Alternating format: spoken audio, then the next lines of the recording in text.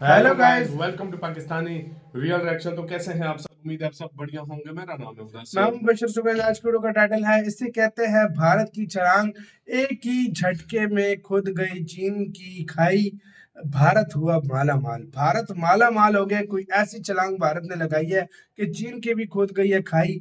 क्या हुआ है सारा सीन, इस वीडियो को पहले देखेंगे तब पता लगेगा।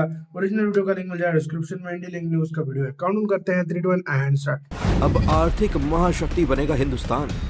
भारत में लाखों लोगों को मिलेगा रोजगार। आर्थिक मोर्चे पर चीन होने वाला है पस्त। जिनपिंग की नीतियां करेगी चीन को बर्बाद। व्यापार युद्ध में चीन को मिलेगी पटखनी। नमस्कार दोस्तों, जैसा कि आप जानते ही हैं कि कोई देश सिर्फ सैन्य तौर पर ताकतवर होकर महाशक्ति नहीं बन सकता। इसके लिए उस देश का आर्थिक तौर पर मजबूत होना बेहद जरूरी है। ये बात तो और सच है। प्रधानमंत्री मोदी के नेतृत्व में देश इस दिशा में तेजी से आगे भी बढ़ रहा है। इससे सबसे तगड़ा झटका पड़ोसी देश चीन को लगने वाला है। दोस्तों, सही सुना आपने। अब तक चीन को दुनिया की फैक्ट्री समझा जाता रहा है, यानी एक ऐसा देश जो दुनिया की जरूरतों को पूरा करता आया है। लेकिन अब इस मोर्चे पर चीन को भारत से कड़ी टक्कर मिलने जा रही है। ऐसा क्यों कहा जा रहा है? इसकी दो वजहें हैं। पहली वजह, चीन के राष्ट्रपति शी जिनपिंग की मैन्युफैक्चरिंग सेक्टर को लेकर गलत नीतियां, जबकि दूसरी वजह चीन का अमेरिका के साथ चल रहा व्यापार युद्ध।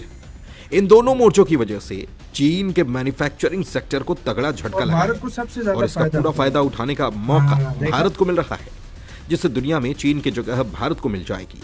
साधारण शब्दों में आप यूं समझिए कि दूसरे देशों को अरबों खरबों का सामान आयात करके जो पैसा चीन को पहुंचता है, अब वो भारत को मिलने लगेगा, जिससे हमारा भारत आर्थिक तौर पर बेहद मजबूत होगा।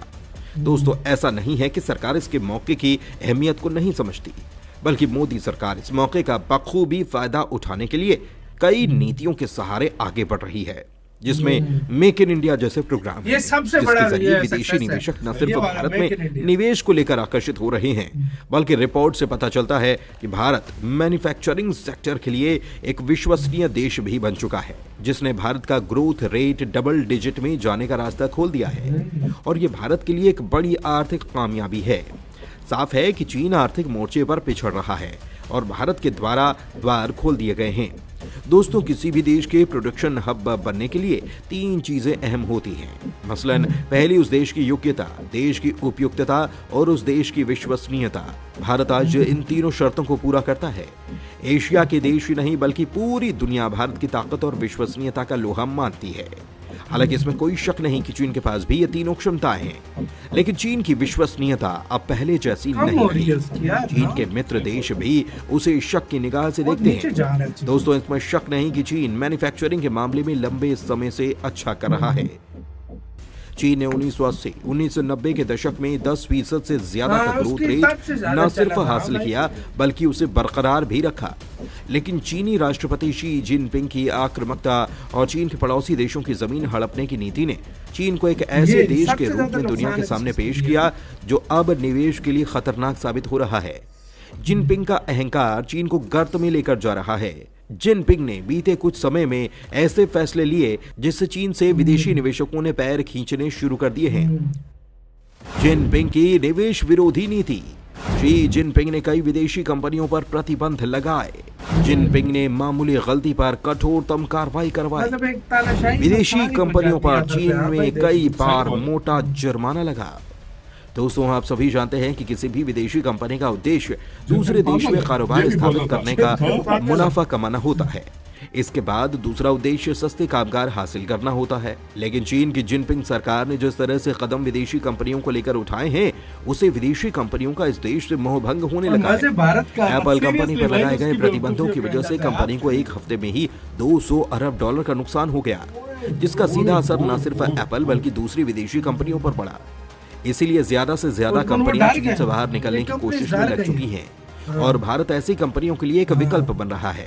दोस्तों, इसमें कोई शक नहीं कि भारत चीन का विकल्प है।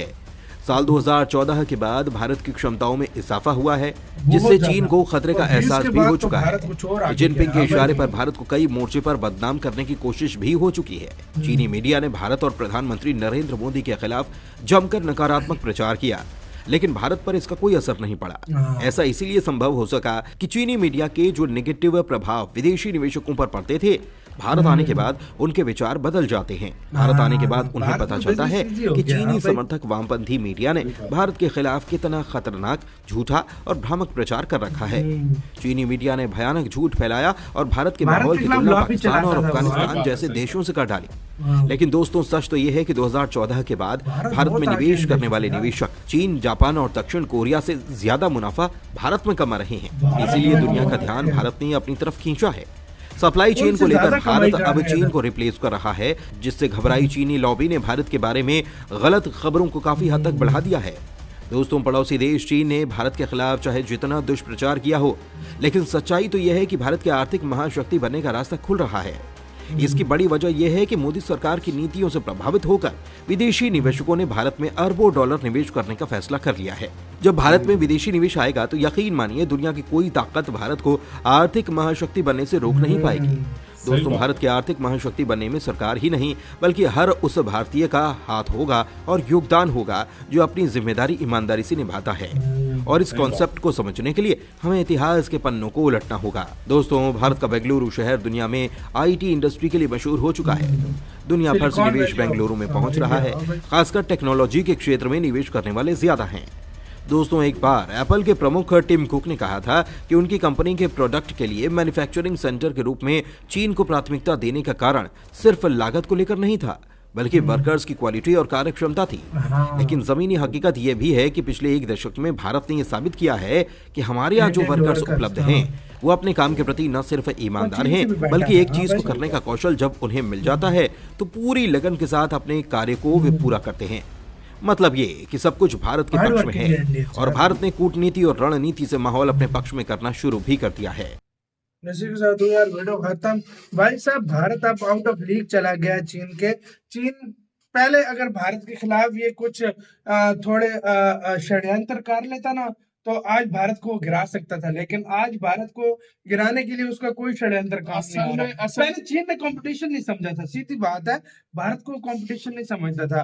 चीन समझता था पाकिस्तान के साथ भारत लगा रहेगा और वही उसी मैं तरक्की करता रहूंगा, मैं तरक्की करता रहूंगा, भारत से कोई टेंशन नहीं है, मुझे अमेरिका पे ध्यान देना चाहिए। लेकिन उसको नहीं पता था उसका बाप है भारत, और भारत ऐसा उठा है, सबसे बड़ा खतरा अब चीन के लिए भारत। मैं तुम्हें एक बात बताऊं, अक्सर लोग बोलते हैं इंडिया और पाकिस्तान की आपस में नहीं बनती, ये सबसे बड़े दुश्मन है। ये इंडिया के लोगों को भी अब समझ आ गई है और इंडियन गवर्नमेंट को भी समझ आ गई है, हमारे लिए पाकिस्तान इतना खतरा नहीं है जितना चीन है, ये लोग सब इसमें कोई शक नहीं है। और भारत अभी और इसकी मेन वजह भी यही है, देख लो चाइना के साथ सिस्टम ये लड़ाई वाला स्टार्ट हुआ। मैं कहता हूँ एक किस्म का ये इंडिया के लिए बहुत बेहतर हुआ। जब मेक इन इंडिया स्टार्ट हुआ ना, उस दिन से चाइना के उल्टे दिन गिनना स्टार्ट हो गए थे। जब मेक इन इंडिया स्टार्ट हुआ, मेक इन इंडिया की वजह से इंडिया की एक्सपोर्ट ने बूम मारा।